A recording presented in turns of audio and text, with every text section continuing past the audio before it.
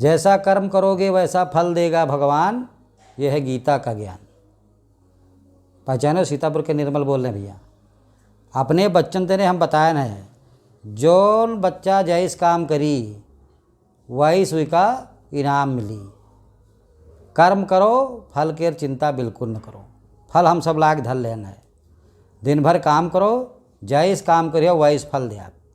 खराब काम करी हो तो अमरूद दे आप, थोड़ा उइते अच्छा काम करी हो तो अनार दे आप, और उइतो बढ़िया काम करी हो तो सेब मिली।